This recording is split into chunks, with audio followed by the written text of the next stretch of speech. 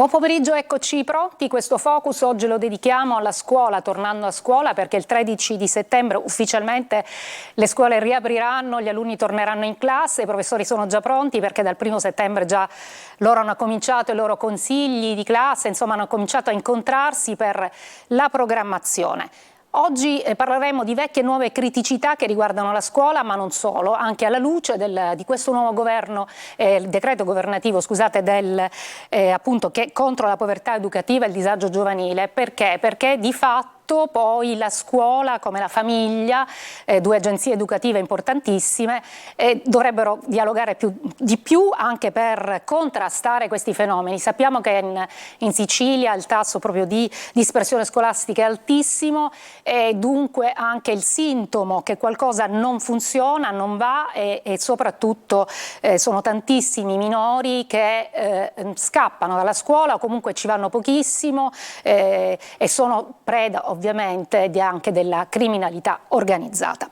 Questo pomeriggio ne parliamo con Giorgio La Placa, grazie per essere con noi, della Gilda degli Insegnanti, un insegnante, un sindacalista, insomma ci darà anche delle indicazioni per orientarci e capire un po' meglio cosa sta succedendo e cosa ci aspetta anche nell'anno che sta per iniziare. Do il benvenuto anche alla professoressa Daniela Vetri, che è dirigente scolastico dell'Istituto Tecnico Archimede di Catania. Buon pomeriggio anche a lei, bentornata, perché l'abbiamo sentita invitata più volte proprio perché lei è anche una voce, come dire, assertiva della scuola, ci piace definirla così e dunque anche lei ci aiuterà a capirne qualcosa in più. Benvenuto a Mauro Mangano, che è il dirigente scolastico dell'Istituto Tecnico Angelo Musco di Catania. Grazie. Omnicomprensivo, mi perdoni, di Catania. Tra l'altro voi avete un bellissimo liceo coreutico, no? Nella vostra scuola. Io ho avuto modo anche di conoscere alcuni dei ragazzi di questo liceo, veramente ragazzi e insegnanti molto molto bravi e preparati. La scuola è anche in un quartiere complesso ma anche pieno di opportunità. Mi piace sempre sottolinearlo, che è Librino a Catania, diciamo sempre una piccola città nella città, perché veramente sono tante le persone che ci abitano. E io comincerei con queste 3 direttive di questo decreto legge del governo, perché sono 3 direttive che possono essere anche come dire, una linea guida per l'azione poi degli insegnanti: disagio giovanile, povertà educativa e criminalità giovanile, appunto. Vorrei fare un primo giro veloce, insomma, cosa ne pensate voi che siete all'interno della scuola, e partirei dalla dottoressa Vetri. Sì. Allora, la questione del disagio giovanile è ormai antica, diciamo, non si può risolvere, anche se noi ce l'auguriamo, solo con un decreto. Per quanto riguarda la scuola, io ritengo che bisogna lavorare molto di più, molto meglio sul riconoscimento economico e quindi sociale dei docenti, che spesso sono i primi ad essere demotivati per ragioni anche proprio di identità professionale, e quindi lavorare sulle risorse professionali e umane di conseguenza può aiutare a tenere i ragazzi un po', non solo un po' di più, ma meglio nella scuola, che dovrebbe anche rivedere e che sta rivedendo, grazie anche ai finanziamenti del PNRR, le modalità di attivazione di strategie e metodologie per la dispersione scolastica, non solo esplicita, cioè l'abbandono, ma anche implicita, cioè l'insuccesso scolastico in termini di non ammissioni, di debiti formativi, di prove invalsi che non vanno, e su questo diciamo che la Sicilia rientra nel contrasto al divario territoriale nord-sud, certo, e quindi per noi diciamo siamo in qualche modo in una blacklist e dobbiamo combattere perché questo problema si superi, ma la scuola da sola non può farcela. Sicuramente questo è un intervento che non risolve però solo con non si risolve solo con le forze dell'ordine. Certo, assolutamente. E Giorgio La Placa, a lei cosa fanno pensare queste direttive invece? Premesso che sono d'accordo con la preside Vetri, con quello che ha detto, è anche giusto dire, non voglio essere proprio troppo drastico con l'intervento del governo, che quantomeno è un primo passo che potrebbe essere interessante, quantomeno si sta cercando di intervenire. È ovvio che non è assolutamente sufficiente, ma quantomeno è in controtendenza con tutto quello che è stato fatto negli ultimi anni, che ci sono stati tanti tagli nella scuola. Quindi mi riservo ovviamente di valutare il decreto nello specifico, perché sappiamo che è un decreto generale, ora bisognerà vedere i decreti attuativi e poi come verrà articolato, e purtroppo spesso le sorprese sono lì. Stiamo vedendo alcune, infatti, scorrere alcune di queste norme contenute nel decreto. Bisognerà vedere quindi l'attuazione. In realtà il problema sociale è un problema reale, un problema reale che abbiamo a livello nazionale, lo stiamo vedendo un po' dappertutto, non soltanto a Catania, anche se anche a Catania abbiamo purtroppo diversi episodi, ma dobbiamo sostanzialmente cercare di cambiare la modalità di far pensare soprattutto alcune famiglie, non soltanto il resto, perché come ho detto più volte anche in queste trasmissioni, dove, anzi vi ringrazio che mi invitate spesso, e dobbiamo cercare di intervenire sul modo di pensare. Una volta si parlava sul fatto che gli alunni fossero sempre colpevoli e gli insegnanti non lo fossero mai, la presunzione di innocenza da parte degli insegnanti. Oggi invece sta funzionando il contrario, cioè c'è questo concetto generale, che io in questo momento ne parlo come scuola, dove c'è la presunzione di colpevolezza dei docenti, e questo sostanzialmente non funziona. Certo, tra l'altro ho visto anche che questo concetto di presunzione di colpevolezza nei confronti degli altri oggi sta avendo un impatto strano anche nella sanità. Quando io vado in un ospedale dove si parte dal presupposto che il medico ne sappia meno di Google, certo, il che voglio dire, poi, diciamo, è paradossale, un malcostume vi rendete conto che generalizzato. significa cambiare una modalità di pensiero. Preside Mangano, tra le norme previste comunque c'è quella dei genitori che non mandano i figli a scuola, rischiano il carcere, o meglio è previsto fino a 2 anni di carcere a seconda appunto delle modalità e delle situazioni.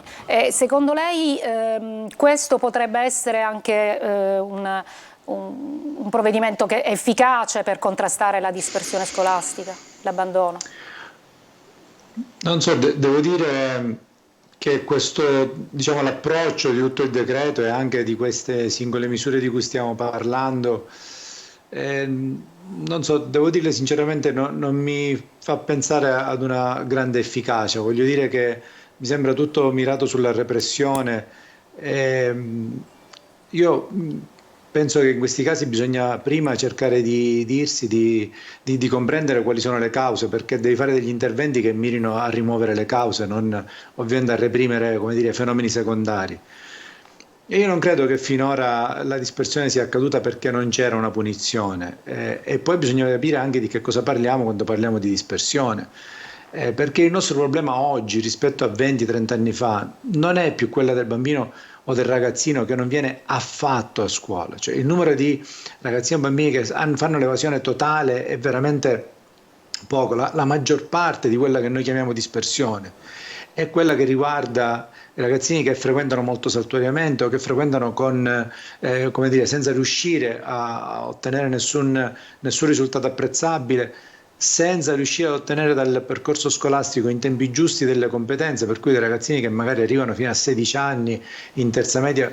Quindi il pensiero che minacciando il carcere ai genitori riusciamo a migliorare la qualità delle competenze di questi nostri minori, mi sembra davvero difficile che questa sia la mossa giusta. Certo, assolutamente. Io penso che avremmo bisogno di tantissime altre cose che riguardano proprio la qualità dei servizi. Io ne faccio un esempio veramente piccolo che riguarda Catania. Gli alunni del nostro quartiere hanno difficoltà banalissime a spostarsi, per esempio, nelle scuole superiori del centro. Allora, e ripeto, è una cosa banale, riguarda i trasporti. I trasporti. Allora, siccome tenere in carcere una persona per 2 anni costa circa 110.000 euro, io penso che un autobus nuovo costa che sicuramente colleghi meno. meglio Librino e colleghi meglio Librino al centro dove i ragazzi possono iscriversi in qualunque scuola superiore vogliono e non scegliere la più vicina perché è più vicina e poi magari scoprire che non gli piace e abbandonarla dopo 1 anno o 2 anni, ecco, sarebbe un investimento migliore. Poi possono essere tutte manovre che messe insieme fanno qualcosa di buono, però se dobbiamo andare a cercare la causa, ecco, credo che appunto anche nell'intervento della mia collega abbiamo focalizzato come sia dentro la qualità che offriamo, che è fatta di qualità degli insegnanti, di qualità dei servizi che offriamo, delle nostre scuole, degli arredi, dico, sono cose, non voglio scadere nell'ovvio, Certo, però se devo fare una assolutamente. priorità di investimenti, se voglio fare una priorità di investimenti, io dico facciamo in modo che gli alunni stiano bene a scuola, difficilmente un bambino a 8-10 anni, a 12 anni ha un'alternativa, decide di non andarci se si trova bene. Certo, assolutamente. E infatti proprio a questo proposito, Preside Vetri, io le volevo chiedere, lei è l'istituto tecnico, no? Preside dell'istituto tecnico, qual è la condizione? Il Presidente Mangano parlava della qualità, no? Non soltanto la competenza degli insegnanti, ma la qualità proprio poi della vita che questi giovani e questi studenti fanno trascorrendo metà della loro vita praticamente a scuola, quotidianamente affrontano, devono affrontare. Guardi, io le dico, noi più della metà dei nostri studenti sono pendolari e fanno tanti sacrifici perché devono partire la mattina presto, si alzano alle 5 a volte. E quindi già questa è una premialità, una condizione di svantaggio rispetto a chi abita qua vicino. Sono quelli che vengono da fuori e vengono all'Archimede sono veramente motivati. Il problema si crea soprattutto nel primo biennio.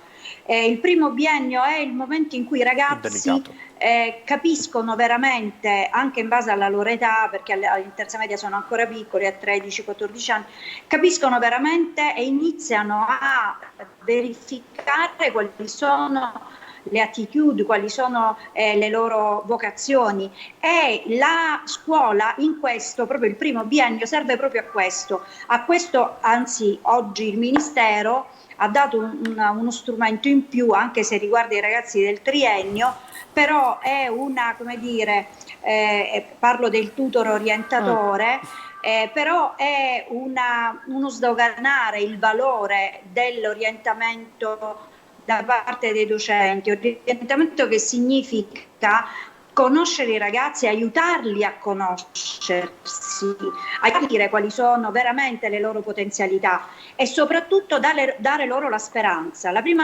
cosa che non si deve mai fare a scuola è scoraggiarli e dire tu non ce la fai, certo. Soprattutto per questi ragazzi che veramente hanno una qualità di vita che non può essere sottovalutata, perché non è come tutti gli altri, hanno poco tempo libero, perché molti viaggiano, rientrano a casa alle 4:30, 5 quando va bene, poi devono studiare e quindi il cosiddetto ozium, cioè il tempo in cui loro si rilassano, vivono la loro socialità, è veramente molto ridotto. Per cui la scuola deve rappresentare una condizione di accoglienza e di attenzione al benessere, all'agio di questi ragazzi, che deve essere una priorità. Per questo, per esempio, l'idea quando ci fu il Covid di dare dei fondi per l'esperto psicologo dell'adolescenza, sì. Dovrebbe essere riproposto. Questa è una grande opportunità, un grande vantaggio per le scuole, ma soprattutto per gli studenti, perché la rimotivazione, la riflessione su se stessi spesso non si fa, sicuramente non si fa a casa, ma a volte spesso non si fa neanche a scuola, e queste sono delle grandi opportunità. Quindi noi cerchiamo di creare degli ambienti accoglienti, sia proprio come ambiente fisico, quindi ambienti colorati, anche se è un istituto tecnico, però noi li abbiamo tutti colorati, perché venire a scuola deve essere un luogo gradevole, piacevole anche esteticamente, e poi cerchiamo di favorirli anche nei progetti, nelle attività che svolgiamo. Io devo dire che spesso però, e questo insomma mi assumo la responsabilità di quello che dico, le scuole sono da sole, diciamo, nel creare delle condizioni positive, perché per ragioni a noi insomma più o meno note, spesso gli enti locali non sono attentissimi ai bisogni delle scuole, hanno anche loro i loro problemi, però lavorare in sinergia e capire che la scuola ha un valore sociale e che rappresenta il cambiamento di uno Stato democratico, certo, investire Preside, sulle nuove sì, generazioni. ho capito, è perfetto, è chiarissimo il suo ragionamento e lo condividiamo, anche perché ci auguriamo che sia veramente così, però di fatto, lo chiedo al sindacalista più che al professore, però noi parliamo sempre della scuola, parliamo da tanti anni, ci poniamo tanti problemi appunto di situazioni, di rendere più possibile insomma, questa scuola anche attraente per gli alunni, però di fatto poi ci sono delle carenze anche strutturali, se ne accennava prima, che riguardano anche quello che è il corpo dei docenti, cioè ogni anno. Parliamo sempre di famosi precari storici, li abbiamo definiti così, cioè persone che da 10-15 anni ancora non hanno avuto un'assegnazione definitiva e dunque fluttuano tra istituto e istituto. Questo non è soltanto per gli insegnanti. Un insegnante mi diceva una precarietà che non è nostra, ma anche degli alunni che non hanno una continuità didattica. Sì, tenendo presente che capitano delle cose molto particolari anche nella mobilità, sia per il personale di ruolo che per il personale precario, cioè a volte capita che per vari motivi, magari per sottodimensionamento, per accorpamenti strani delle scuole, che stanno avvenendo tra l'altro, che tra no? l'altro ne parleremo magari prossimamente, ma perché stanno intervenendo, ecco, interverrà a breve un ulteriore provvedimento del Ministero che è in controtendenza con quello di cui stiamo parlando, perché purtroppo favorirà, diciamo, la dispersione scolastica, ecco, a differenza di questo decreto. Certo. Ecco, basterebbe valutarle queste cose quando si fanno i decreti. Comunque dicevo che cercano poi di rientrare, non tanto perché hanno ottenuto il trasferimento magari in una scuola più disagiata o che non desideravano, ma più che altro perché magari hanno il problema di aver avuto i ragazzi di terzo e quarto anno che li vorrebbero portare anche in quinta agli esami. Quindi completare il circo. E quindi completare il circo. Tante volte mi arrivano delle richieste strane in contrasto alla legge, che ovviamente le norme tendono anche a dare garanzia dei lavoratori nel rispetto delle graduatorie, a cercare di ottenere il rientro, ripeto, più per l'esigenza dell'alunno o degli alunni piuttosto che nell'intervento. Per quanto riguarda invece quello che diceva la Vetri, sono assolutamente d'accordo con lei, perché in un istituto tecnico, per esempio come quello dell'Archimede, che tra l'altro vorrei ricordare che è un'eccellenza, ha vinto i campionati mondiali di robotica sin da quando ci ho insegnato io in quella scuola, quindi la conosco. Celebrazione, diciamo. No, nel senso che la conosco bene quella scuola, sì. Però voglio dire, i laboratori di elettronica, ecco, da docente di elettronica, andrebbero svecchiati, cambiate attrezzature, comprate continuamente. Queste non possono essere lasciate all'organizzazione del dirigente, devono arrivare fondi appositi e non arrivano né dallo Stato né dagli enti locali. Questa è una delle criticità vecchie di cui parliamo spesso quando parliamo di scuola. Noi ci dobbiamo fermare un momento per uno stacco e poi ritorniamo subito in studio. Stavo arrivando ai locali. Eccoci in studio, oggi scuola, al centro del nostro focus. Preside Mangano, lei dal 1° di settembre ha iniziato la sua avventura nell'Istituto Omnicomprensivo Musco e dunque ovviamente ancora è presto, lei si sta un pochino orientando, penso, anche se avrà accanto a sé tutti i docenti, quindi insomma si sarà fatta un'idea, no? Di quello che l'aspetta, come si può immaginare. Ecco, qual è la priorità per lei da neo insediato in questa scuola in una realtà complessa, come tutte le realtà complesse che ci sono in tutti i quartieri di Catania, quindi non parliamo di un quartiere in particolare grande come quello di Librino?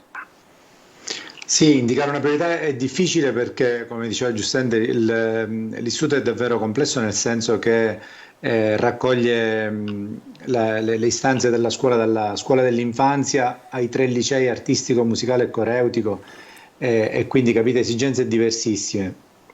Diciamo, andando nei 2 ordini c'è sicuramente, come dire, un bisogno di organicità. Se devo dire quali sarebbero i bisogni che non riguardano solo la scuola dentro, diciamo così, ma nel suo nel suo insieme, un bisogno di organicità degli interventi attorno, diciamo, al primo ciclo. Voglio dire che i nostri alunni dell'infanzia, della primaria, hanno un contesto a contorno, come dicevo, condizioni di anche semplicemente percorribilità delle strade per arrivare dentro le scuole, la sicurezza dentro la scuola che è sempre un po' difficile perché gli interventi di manutenzione sono radi e arrivano sempre un po' dopo che il problema si è creato. Ecco, questo è sicuramente la priorità per quanto riguarda tutto il primo ciclo. Cioè noi inseguiamo costantemente, lo dico sebbene da pochi giorni sono, diciamo così, entrato ufficialmente a scuola, ma abbiamo visitato i plessi e già da prima con i collaboratori avevamo visto il quadro della situazione. Come dicevo, purtroppo inseguiamo una serie di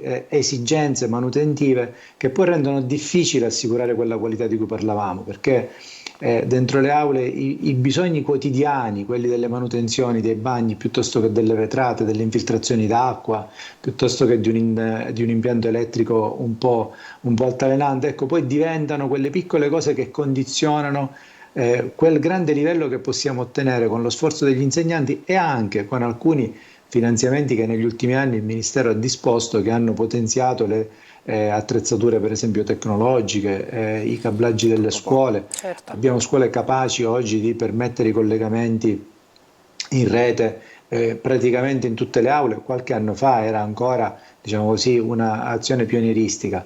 Ma se tutto questo poi non riusciamo a farlo in ambienti che sono continuamente tenuti al passo, nessuno di noi, penso, trascura casa propria per 10, 15, 20 anni e sistema le cose solo quando è stato costretto magari ad andare prima dal vicino per qualche giorno ad abitare prima di tornare a casa sua.